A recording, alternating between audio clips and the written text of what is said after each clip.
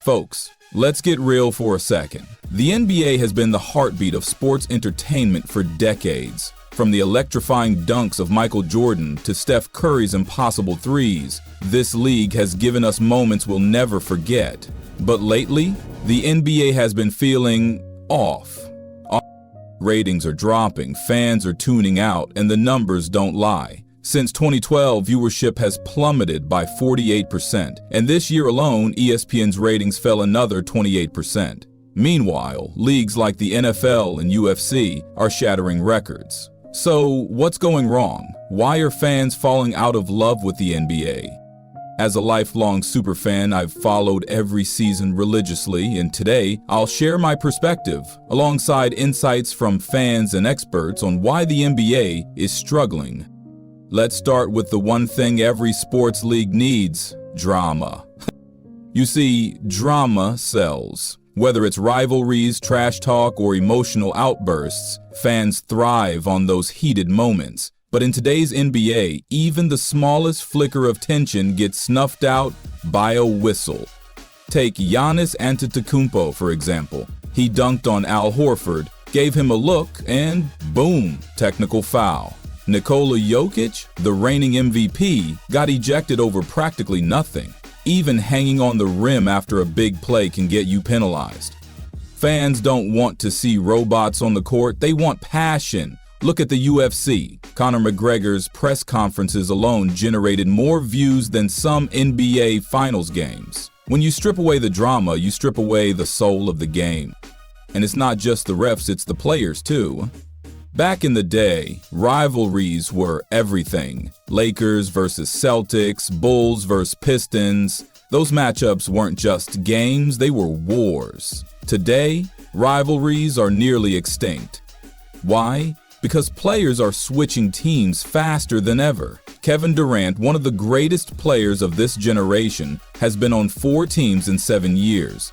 LeBron James is notorious for jumping ship when things get tough. He's even rumored to be eyeing a move to the Warriors, teaming up with Steph Curry, his biggest rival. When players treat teams like stepping stones, it's hard for fans to get emotionally invested. Rivalries take time to build, and without them, the NBA loses one of its biggest draws. But let's talk about something even more frustrating: watching the games.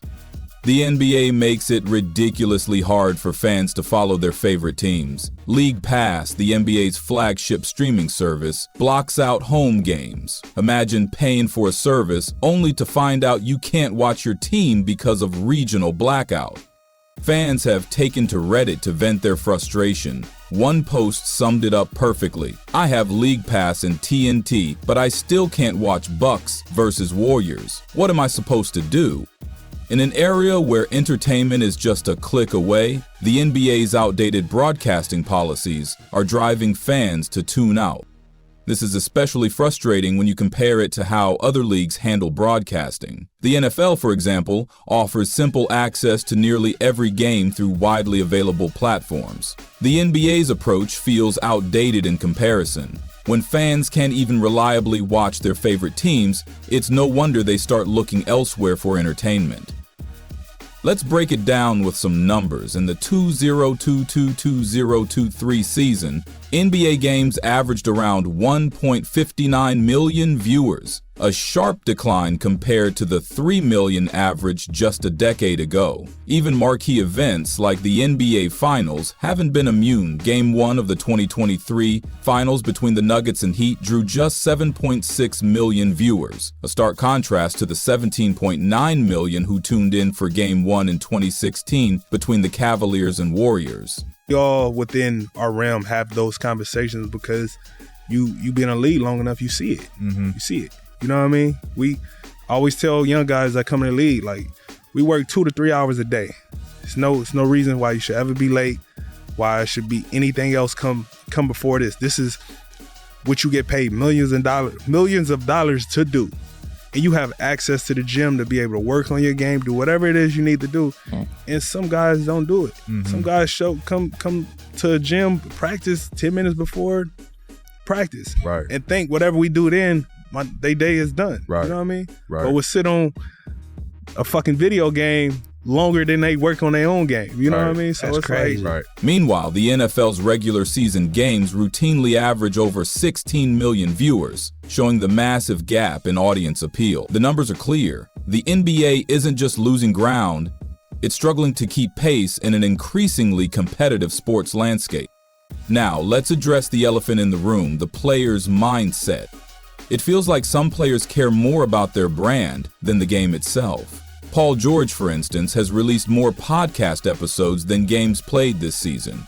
Zion Williamson, one of the most hyped prospects ever, openly admits that dieting is hard and doesn't seem focused on basketball. And then there's Ben Simmons, a player who still can't shoot after years in the league. Fans see this lack of dedication, and it's a major turnoff. If the players don't care, why should the fans?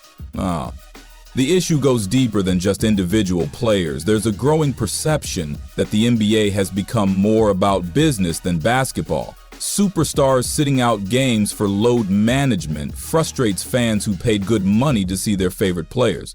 The league's focus on maximizing revenue often comes at the expense of the fan experience. Another polarizing issue? Politics. The NBA has taken strong stances on political issues in recent years, and while players and teams have every right to speak out, it's undeniable that this has alienated a portion of the fan base. Sports are often seen as an escape, and when they become a platform for political debates, some fans choose to walk away. This isn't about who's right or wrong, it's about understanding the audience. By leaning into one side of the political spectrum, the NBA risks losing viewers who don't share those views. The league's global ambitions add another layer of complexity. The NBA wants to expand its reach, particularly in markets like China, but this has led to accusations of hypocrisy when the league avoids addressing certain issues to protect its business interests abroad. For many fans, this is a tough pill to swallow.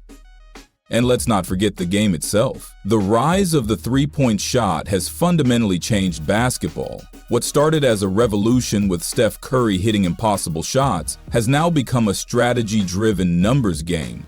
Teams like the Celtics rely heavily on three-point shooting, which, while effective, can make games feel monotonous. Fans miss the variety, the mid-range jumpers, post moves, and physicality that used to define the league.